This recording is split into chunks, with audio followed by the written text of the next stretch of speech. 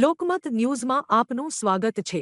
વડોદરા શહેર ભારતીય જનતા પાર્ટી મહાનગર દ્વારા પંડિત દીનદયાળ ઉપાધ્યાયજીની પુણ્યતિથિ નિમિત્તે સમર્પણ દિવસ તરીકે ઉજવણી કરવામાં આવી। આ પ્રસંગે વિવિધ ધાર્મિક અને શ્રદ્ધાંજલિ કાર્યક્રમોનું આયોજન કરવામાં આવ્યું હતું। સવારે કાશી વિશ્વનાથ મંદિર ખાતે ભાજપ ઓબીસી મોરચા દ્વારા વિશેષ પૂજાઅર્ચના કરવામાં આવી તેમજ ગૌમાતાને ઘાસ ખવડાવી સેવાભાવ વ્યક્ત કરવામાં આવ્યો। ત્યારબાદ પંડિત દીનદયાળ ઓડિટોરિયમ ખાતે તેમની પ્રતિમાને માલ્યાર્પણ કરી પુષ્પાંજલિ अर्पण કરવામાં આવી। કાર્યક્રમમાં શહેર ભાજપ અધ્યક્ષ ડો જયપ્રકાશ સોની, સ્થાયી સમિતિના અધ્યક્ષ ડો શીતલ મિસ્ત્રી, નવનિયુક્ત મહામંત્રીઓ, મંત્રીઓ, ઉપપ્રમુખો તથા કાઉન્સિલરો ઉપસ્થિત રહ્યા। અગ્રણીઓએ પંડિત દીનદયાળ ઉપાધ્યાયજીના રાષ્ટ્ર નિર્માણના વિચારોને યાદ કરી શ્રદ્ધાંજલિ અર્પણ કરી।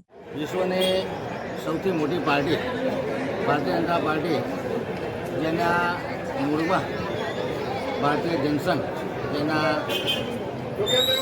ફાઉન્ડર મેમ્બર એવા પંડિત દીનદયાળ ઉપાધ્યાયજીના આજે પુણ્યતિથિ છે। 11મી ફેબ્રુઆરી 1968 એમનો નિર્વાણ દિવસ હતો।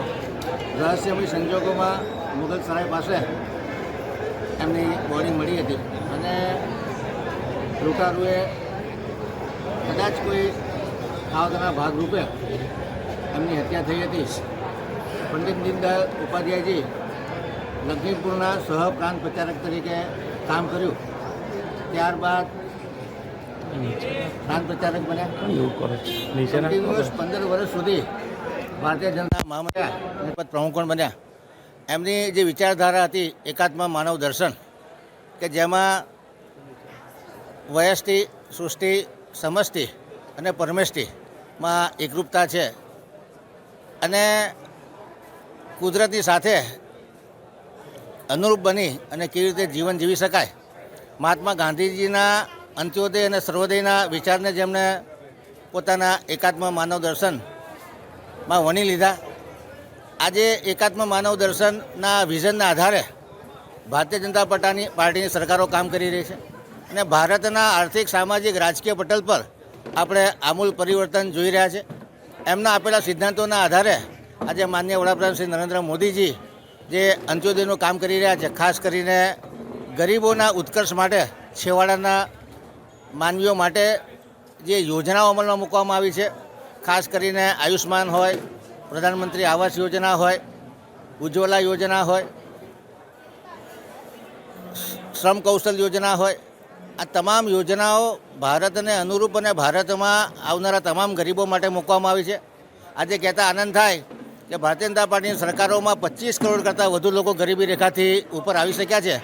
ત્યારે આજના દિવસે એમને પુષ્પાંજલિ અર્પણ કરી અને ભારતીય જનતા પાર્ટી વડોદરાના પ્રમુખ શ્રી જયપ્રકાશ સોનીની આગેવાનીમાં તમામ કાર્યકર્તાઓ, તમામ કાઉન્સિલરો, પદાધિકારીઓ ભેગા થઈ અને દીનદયાળ ઉપાધ્યાય ઓડિટોરિયમ ખાતે એમની પ્રતિમાને પુષ્પાંજલિ કરી અને આજે નિર્ધાર કર્યો છે કે દીનદયાળ ઉપાધ્યાયજી આદર્શો આપ્યા છે, ખાસ કરીને અંત્યોદય અને સર્વોદયના અને ઇન્ક્લુઝિવ ડેવલપમેન્ટના। ત્યારે આજે આપણે જે વોકલ ફોર લોકલ અને local for global, make in ઇન્ડિયાના નારાને આજે આપણે બુલંદ બનાવીએ। 2047 સુધીમાં ભારત એક વિકસિત રાષ્ટ્ર બને એ માટે સૌનો સાથ, સૌનો વિકાસ, સૌનો વિશ્વાસ અને સૌનો પ્રયાસના સૂત્રને ચરિતાર્થ કરીએ। આજે ભારત દુનિયાનો સૌથી યુવાન દેશ છે, ત્યારે એકાત્મ માનવ દર્શન ખરેખર આપણને માટે એક પથદર્શક અને માર્ગદર્શક બની રહે એવી ડૉક્ટ્રીન છે, જેને આપણે ફોલો કરીએ। આજે પંડિત દીનદયાળ ઉપાધ્યાયજીના ચરણોમાં વંદન કરી અને એમના આપેલા આદર્શો પર ચાલવાની કોશિશ કરીએ। આજે સદ્ય પંડિત દીનદયાળ ઉપાધ્યાયજીની પુણ્યતિથિ છે। ભારતીય જનતા પાર્ટી વડોદરા મહાનગર આ પુણ્યતિથિને સમર્પણ દિવસ તરીકે ઉજવવાનું નક્કી કર્યું છે।